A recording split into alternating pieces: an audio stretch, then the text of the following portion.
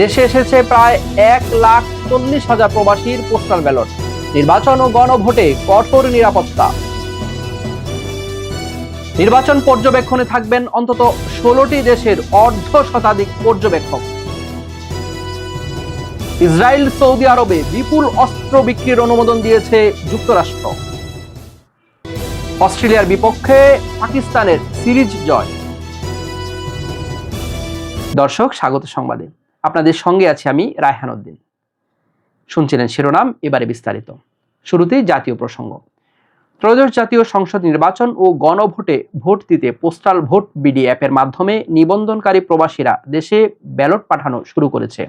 এখন পর্যন্ত 1,39,763 জন প্রবাসীর ব্যালট দেশে এসে পৌঁছেছে। শুক্রবার রাতে প্রবাসী ভোটার নিবন্ধন বিষয়ক ওসিভি এসডিআই প্রকল্পের টিম লিডার সালিম আহমেদ খান এই তথ্য জানান। তিনি বলেন, শুক্রবার বিকেল 3:30 পর্যন্ত প্রবাসীদের ঠিকানায় মোট 7,66,862টি ব্যালট পেপার পাঠানো হয়েছে। এর মধ্যে 5,16,007 জন প্রবাসী ভোটার তাদের ব্যালট গ্রহণ করেছেন এবং 4,54,587 জন ভোটার তাদের ভোটাধিকার প্রয়োগ করেছেন। এদিকে ভোট দেওয়ার পর 4,06,564 জন প্রবাসী ভোটার সংশ্লিষ্ট দেশের পোস্ট অফিস বা ডাক বক্সে তাদের ব্যালট জমা দিয়েছেন। প্রবাসীদের পাশাপাশি দেশের অভ্যন্তরে অবস্থানরত ভোটারদের মধ্যেও পোস্টাল ব্যালট বিতরণ করা হয়েছে। আসন্ন ত্রয়োদশ জাতীয় সংসদ নির্বাচন ও গণভোটকে সামনে রেখে সার্বিক নিরাপত্তা নিশ্চিত করতে বর্ডার গার্ড বাংলাদেশ বিজিবি দেশব্যাপী বিস্তৃত প্রস্তুতি গ্রহণ করেছে। ভোটাররা নিরাপদ ও নির্বিঘ্ন পরিবেশে কেন্দ্রে গিয়ে ভোটাধিকার প্রয়োগ করতে পারে সে লক্ষ্য সামনে রেখেই প্রস্তুতি নেওয়া হয়েছে। দেশের 4,427 কিলোমিটার সীমান্ত সম্পূর্ণ সুরক্ষিত রেখেই সারা দেশে 37,000-এরও অধিক বিজিবি সদস্য মোতায়েন থাকবে। দেশের 495টি উপজেলার মধ্যে 489টি উপজেলায় বিজিবি নির্বাচনী দায়িত্ব পালন করবে। পাশাপাশি সীমান্তবর্তী 61টি উপজেলায় বিজিবি এককভাবে নির্বাচনী দায়িত্ব পালন করবে।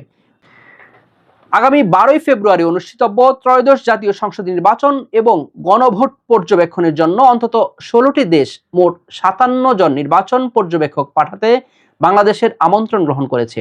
এই দ্বিপাক্ষিক পর্যবেক্ষকদের পাশাপাশি ইউরোপীয় ইউনিয়ন ইইউ, কমনওয়েলথ এবং গণতান্ত্রিক শাসন ও মানবাধিকার উন্নয়নের কাজ করা বিভিন্ন আন্তর্জাতিক সংস্থার কয়েক শত আন্তর্জাতিক পর্যবেক্ষক নির্বাচনে অংশ নেবেন।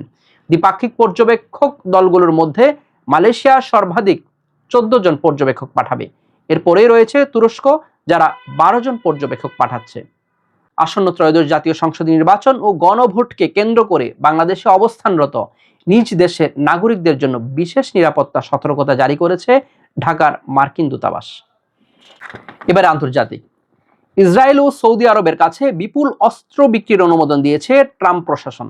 যুক্তরাষ্ট্রের পররাষ্ট্র দপ্তর শুক্রবার রাতে এ তথ্য প্রকাশ করেছে। মার্কিন পররাষ্ট্র মন্ত্রণালয় জানিয়েছে, তেল আবিবের কাছে 6.67 বিলিয়ন এবং রিয়াদের কাছে $9 বিলিয়ন অস্ত্র বিক্রি করার সিদ্ধান্ত নেওয়া হয়েছে। এরই মধ্যে যুক্তরাষ্ট্রের কংগ্রেসকে এই অস্ত্র বিক্রির অনুমোদন সম্পর্কে জানানো হয়েছে। শেষ করব খেলার সংবাদ দিয়ে। সিরিজের দ্বিতীয় টি-20তে 90 রানের বিশাল ব্যবধানে অস্ট্রেলিয়াকে হারিয়ে সিরিজ জিতল পাকিস্তান।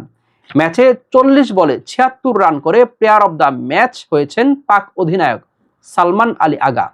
শনিবার লাহোরের গাদ্দাফি স্টেডিয়ামে টসে জিতে ব্যাট করতে নামে পাকিস্তান। দ্বিতীয় ওভারে ওপেনার সাহেবজাদা ফারহানের উইকেট হারায় পাকিস্তান। 3 নম্বরে ব্যাট করতে এসে পাকিস্তান অধিনায়ক সালমান আগা ঝড় ইনিংসে 76 রান করেন। সাথে ওসমান খানের 36 বলে 53 রানের ইনিংসে পাকিস্তানের দলীয় সংগ্রহ দাঁড়ায় 198 রানে। জবাবে ব্যাট করতে নেমে অস্ট্রেলিয়া পাকিস্তানের বোলিং তোপে 108 রানে গুটিয়ে যায়। পাকিস্তানের হয়ে আবরার আহমেদ এবং সাদাব খান উভয়ই 3টি করে উইকেট শিকার করেন। দর্শক, এই ছিল এখনকার মতো। আমাদের পরবর্তী সংবাদ দেখার আমন্ত্রণ জানিয়ে শেষ করছি। ধন্যবাদ সবাইকে।